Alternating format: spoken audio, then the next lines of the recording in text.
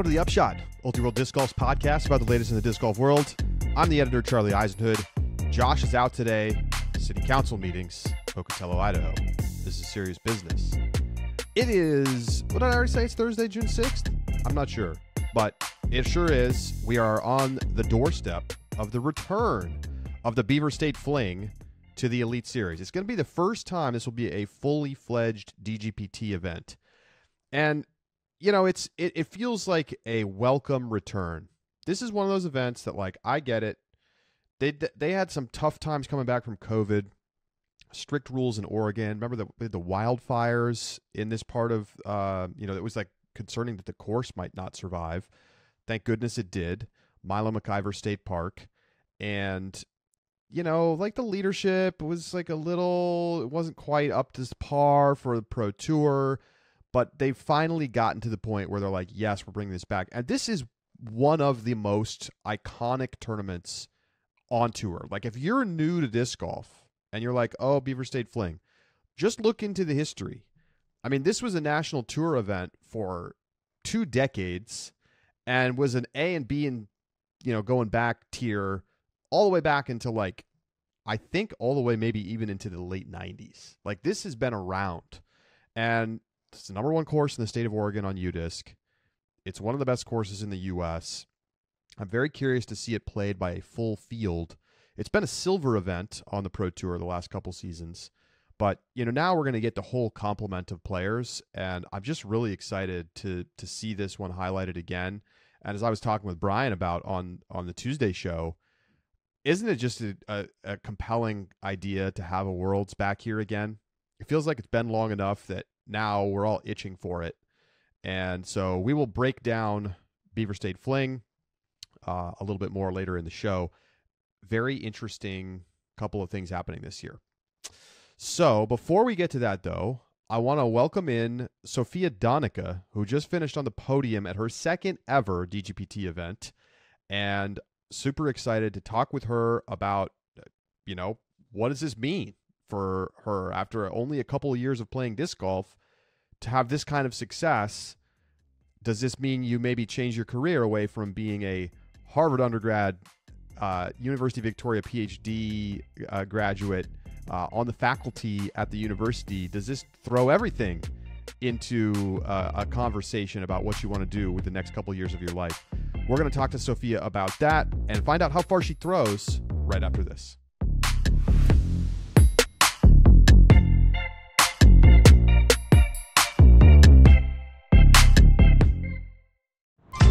At Pound, the quality of our gear runs deeper than the stitching.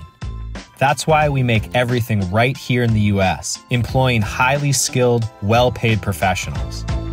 From bomb-proof Cordura fabric to YKK zippers and recycled plastics, we source the highest quality U.S. materials to make the most comfortable, durable pack in disc golf. Our lifetime warranty stays with the pack, not the purchaser. So regardless of how you find us, we will be here to make sure your pack stays on the course and out of the landfill. Pound's integrity is held together with more than just thread.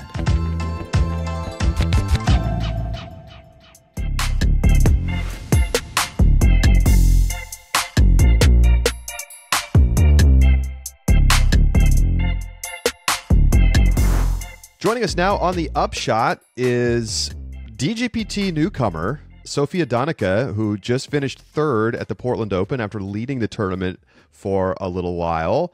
Sofia, welcome to the program. Thank you for having me.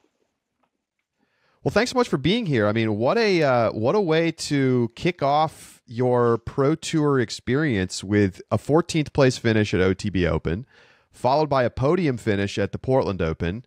This has got to be a kind of a crazy whirlwind for you, as a lot of people are learning your name for the first time. How has this experience been jumping into the top end of the Pro Tour? Yeah, I mean, my goals going into OTB and really this tournament as well was to make the cash line or just sort of, hang with the field, right? So at OTB, when I got onto chase card on my second day, I was like, holy smokes, this is crazy. And then at this tournament, even more so, I got on the chase card on the second day, and And then I was like, okay, you just need to stop thinking and play your game. But it's been kind of surreal, honestly. Do you feel like the Portland Glendoveer courses fit your game particularly well? Because you shot 985 rated on the weekend, which is easily your best ever event rating, including all your A and B and C tiers and stuff. So like, is it a good fit? Do you feel like the level of competition brought the best out of you? I think it's probably a combination, but for the most part, my best tournaments have been on the golf courses. So Vegas was really good. I played in the Pioneer Open in Oregon. Maybe it's just Oregon though, because my last Oregon tournament was my highest rated tournament, was like in the 970s back in February. And so that's where I realized, okay, like I can compete at a pretty high level. And so I think just being able to throw a lot of long distance shots that need good accuracy, I think that's probably my strength. And so these courses, I mean, you have a lot of airspace to work with, so you can really bite off a lot of distance and sort of have that accuracy on the longer shots to like have a shorter putt. So that's my theory, but I also just, I think these open courses definitely suit my game. How far do you throw? I haven't measured, but definitely in the 400s. I need to go and measure it properly. Obviously, the wind and the elevation and stuff all affect that. Sure. So I was definitely throwing far in Vegas, up in the desert, and then here. Actually, I feel like it depends on the weather for me. But yeah. I don't know it. I don't have a number, but I've been asked that a couple times now, so I need to get a number. Well, maybe. when you throw over 400, people are going to ask you, how far exactly do you throw? All right, so this is quite something. I mean, you're not going on tour, at least right now. You have a fascinating background, which people have already been discussing a bunch, but I would love to dig into briefly. You're a postdoc researcher. You just got your PhD from the University of Victoria in computational chemistry. You went to Harvard. This is not the typical profile of somebody who plays elite disc golf. So, how did you come to find disc golf as a sport? And like, are you considering the possibility of wanting to maybe not go on tour, but play more tour events in the future? Yeah, that's a good question. So I started playing during grad school and got more and more into it during grad school and started competing. And I was a postdoc researcher until the end of last year. I think I need to update my LinkedIn because I am on your LinkedIn. There you go. But my partner's finishing his PhD, so I was like, okay, well, while he's finishing up, like I signed with Innova and was like, I might as well just play disc golf for a few months and tutor, and once he's done, we can figure out what we want to do for like career wise, and then now this happened, so I'm really reconsidering the next couple of years. Because I mean, I could take a little break from academia for sure. So are you're really considering that? I mean, I'm okay. Just take a couple years off and play disc golf full time? Like that, I've only like started considering it like this last day or two. Obviously, like right. Event to event, like there's gonna like this might be my best finish ever, right? Like you don't know. So it's hard to like decide that, okay, I'm going to do this thing. And then like, you're not guaranteed success really in this golf. Cause even if you work really hard, like the events, I mean, you don't have control over how you play. So it's kind of like a risk to put everything into disc golf and, just kind of rely on doing well. So it's been really nice this season because I literally was like, oh, I'm just trying it out. I'm not going to put any pressure on myself to do well. Obviously I want to hang with the crew or hang with the field, but so it's easy to do well with that mindset, I think. So so I still have some thinking to do, but I definitely want to do some more pro tour events, whether it might not be a full tour, but show my face a couple more times for sure next year.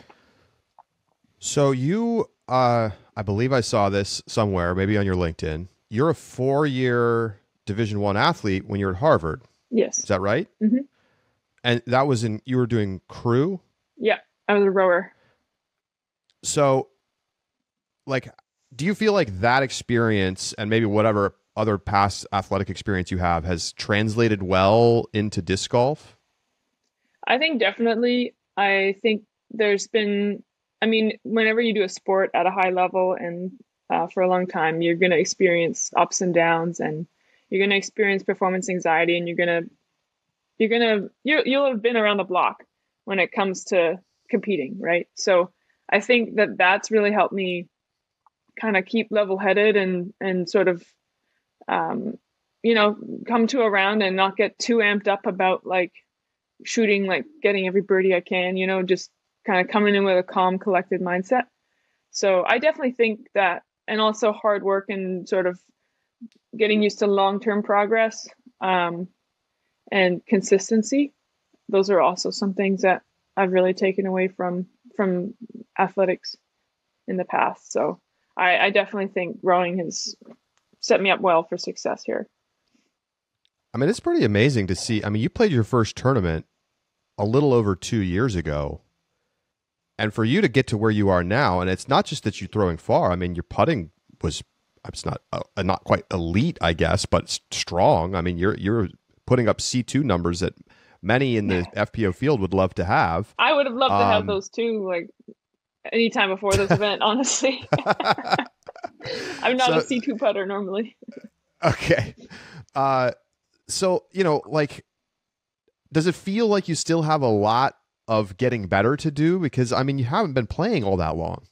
Oh, for sure. I mean, I think I've done a good job at knowing my game, and my caddy, Brett, who's my husband as well, he knows my game like nobody else. So we do a good job of like knowing, or like kind of doing a lot of risk assessment for shots. So if we can avoid a backhand putter approach to the pin, we're going to avoid it, because I much prefer like an easy chop flick to the basket. And like if there's OB on one side, or if like I need to like hit a certain line, like we know to disc up because I might throw it too hard. Like there's ways to like make choices to let your game shine. And I think we did a really good job of that this weekend. So you're playing Beaver State Fling to close out this little mini Pacific Northwest chunk of the tour. I mean, your confidence must be through the roof right now.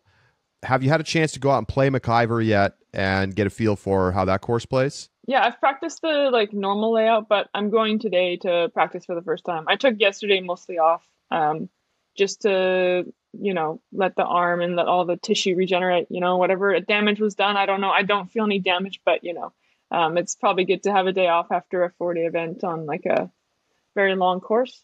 So I'm going to go play it this week, every day, probably until the tournament.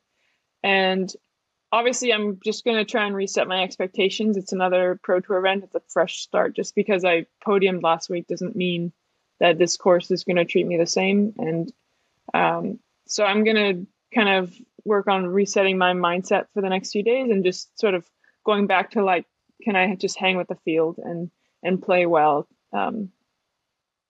relative to my own game. What was the coolest part of this past weekend for you? Oh, the coolest part by far was seeing Paige sort of in her like greatness, being right there and witnessing it, and sort of, because I remember watching her play like this, right? And then this year has been tough, like coming back from an injury like that is probably one of the hardest things to do as an athlete, as a professional athlete. Like she started from square one, right? She wasn't even walking. And then to come back to do this, there must have been so many things in her head to like calm down, to take this one down. So it was really special to be there and witness that. Yeah, I just got done interviewing Paige, and I asked her about playing with you. She mentioned that she played with you at OTB, didn't know who you were, saw that you were bombing it, and then she said, I wasn't surprised to see you up back at the top of the leaderboard after, I mean, you shot the hot round You shot the course record. I know. At West. Pretty sweet. That's amazing. Yeah. Yeah, I know. I couldn't believe it. I knew I had something good going, and one of those rounds where you stop keeping track of your birdies. You just lost count, but you're just going to the next thing. I think people call it the flow state, right? It definitely felt like that, where my mind was sort of only really focused on the immediate hole at hand. And I knew it was good, but I had no idea I was going for the course record. I thought I was 7 or 8 down on hole 18. So pretty cool. 10-19 rated round. I'm glad I didn't know. I'm glad I didn't know that I needed one more birdie to get the course record on 18, because I was on 18. The birdie yesterday was a really hard upshot with a halo destroyer. Literally, OB gets closed in towards the basket, right? And I threw a halo destroyer over OB right, and it landed right around the bullseye kind of. And so I had that exact same shot to do. And I did it. I hung it more right. So it was oh, come back, please be a destroyer. And it did. So I had another birdie putt and I made it. So it was pretty cool to be able to repeat that birdie. But I'm glad I didn't know that I needed to do that to get the course record, because it would have been just too what the heck? Yeah. But so you're sponsored by Innova. Of course, they have their star team champion. You're on the crew team. Do you get some kind of bonus for finishing on the podium or being on coverage or anything like that down at the crew level? Yes. Yes. Yeah. I think that the whole team gets the same bonuses for performances throughout. So, yeah. Yeah, I will. That's awesome. Have they reached out to you and been hey, keep it up and we'll bump you up, or is that a conversation for the off season? We're having some conversations soon. Yeah. Nice. Yeah. Wow. What a meteoric rise. I mean, do you feel surprised by how, you said you wanted to cash, and instead now you're literally in the lead after 2 rounds. Are you surprising yourself with the level of play that you've had these last couple weekends? Oh, for sure. I think both tournaments, my practice rounds, I was oh, these holes are hard. And then the second practice round, I'd be okay, I can birdie most of these holes, but it's still going to be really hard. I'm going to say I want to shoot around even, but it doesn't, I'm not actually going to keep score during the tournament, but I'd be happy if I shot even or better. And so to do that pretty consistently, but better, it was pretty cool. But I definitely surprised myself, especially this weekend. Because Glendoveer West, I was oh, that course is so long. It felt long for me, and I throw fairly far. So I was just so I had I guess had extra distance during the tournament. I don't know. But I definitely surprised myself. Who if anybody was out driving you? Oh, I think Paige was definitely it was very much back and forth depending on the hole, and I'm sure none of us are going max distance. Sure, it's golf sure. lines. We're doing golf lines, so I think all our golf lines were pretty similar. Kat rips on it, so I think me, Kat, and Paige were always kind of going back and forth for sure. Have you been following the Pro Tour? Do you watch? Are you a fan? Oh yeah, I don't spend I don't watch every event usually, but we'll watch certain rounds from events, or depending on how much time we have. So I've been following the results. Me and my friends, we all sort of talk about what happened and stuff after every event. So I realize that this is pretty big deal and it's pretty cool. So yeah. That's awesome. All right, so you're signed up for the Beaver State Fling, but then you only have non-tour events on your schedule. Mm-hmm. Do you think that's going to change? Do you think you might want to try to go out to Worlds or add a couple of stops later in the season? Yeah, I definitely am starting to look at that and reconsider. I don't really know how it works with wait lists and stuff, but right. Yeah, I got a bid to European Open, so I'm gonna sit down and see whether that's something realistically I can go to in July, and then throw pink as well. It's just longer traveling. It's so easy here because I can just take the ferry with my car and drive down. and then drive home. As soon as you add like an airplane and you have to rent a car or like you have to figure that out. So I'm gonna sit down and see whether I'm gonna trade any of these A tiers for some bigger events, and yeah, have some conversations to have. So we'll see. Awesome. Well, it's just fantastic.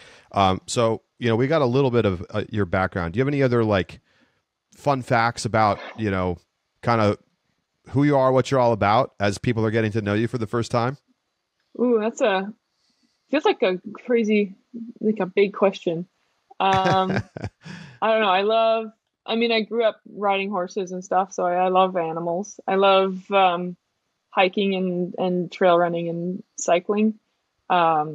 Cycling right now is my other thing that I've been sort of getting really into. In the fall, I was racing cyclocross, which is when you have basically like a bike with drop bars, but with a bit of grip on the tires, and you basically do laps. Is that the one in the stadium?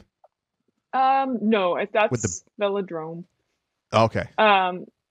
But cyclocross, you're actually like on a cross country running, where you're doing laps around like a field with like little jumps or stuff, and you carry your bike in the mud and stuff. So that's been really fun to do. So that's like, so people might see a lot of biking posts if they're following me, like, or stories. But yeah, so I think that's spending a lot of time doing endurance sports is also like one of my passions. So yeah, I think that's sort of me on a daily basis, I guess. Cool. Well, hey, thanks so much for coming on. We'll be excited to see what happens at Beaver State. You have any expectations for where you're going to finish at Beaver State? I got Page this weekend. I gotta hang with the field. Okay. Whatever that means. Well, good luck. We'll be watching. Thank you for joining us today. Thank you for having me. Sofia Donnecke with us here on the Upshot. We'll be right back.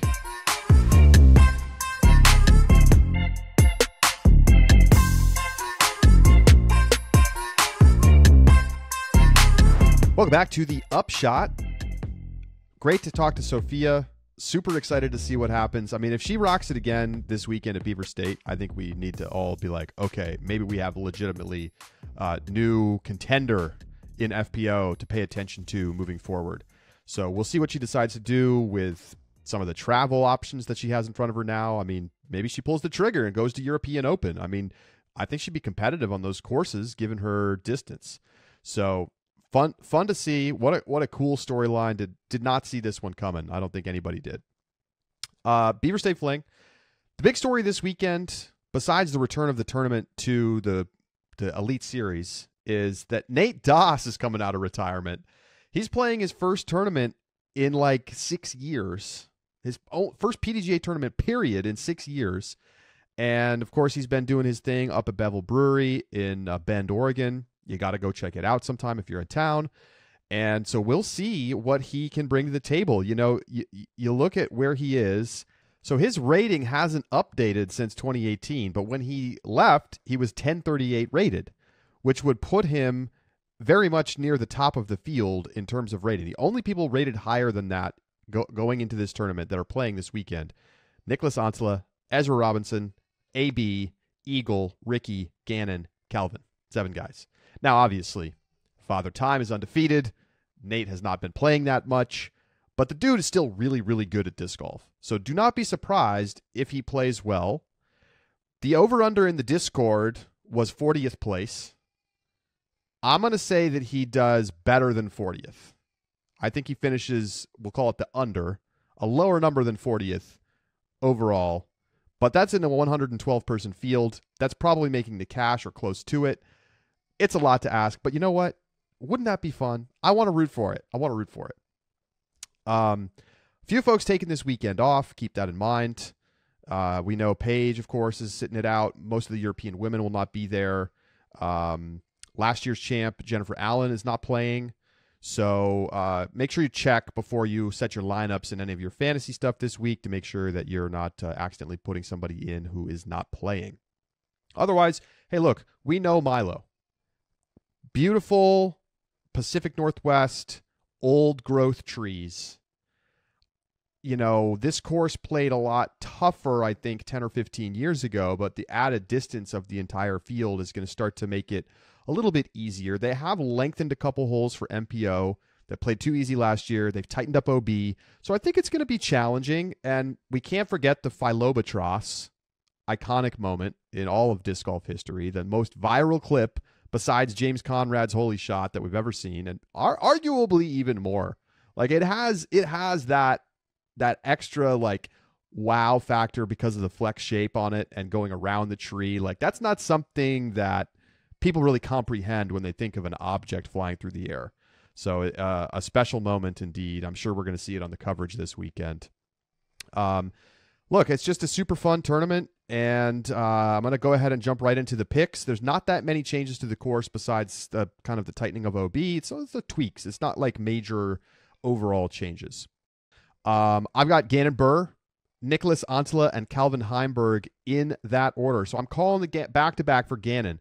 I really, really thought about putting Eagle on my podium. He won this last year. He's had tons of success at Milo. I just don't think he's quite there yet.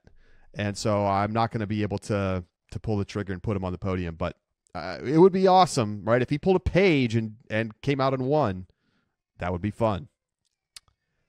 In FPO, I've got Holland Handley, Owen Scoggins, Cap Murch in that order. Holland, this is like another week where I'm like, if Holland doesn't win, it is a disaster. She was so far ahead of everybody except Jen Allen last year. Jen Allen's not playing this season. She has the right skill set to dominate out here. And with no Paige, no Kristen, no Evelina, like, who are you looking at? I mean, if you can't beat Owen Scoggins when you can throw much further than her, I don't know what to tell you. I want to see Holland prove it this weekend. Go out there and win an event where you are clearly the favorite. So that's going to be fun. Josh's picks are not in yet, but we will lock them in and put them in the Discord before the start of the event. So do not fear.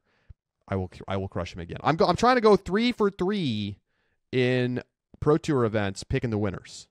I'm 2 for 2 coming into this weekend. Let's go.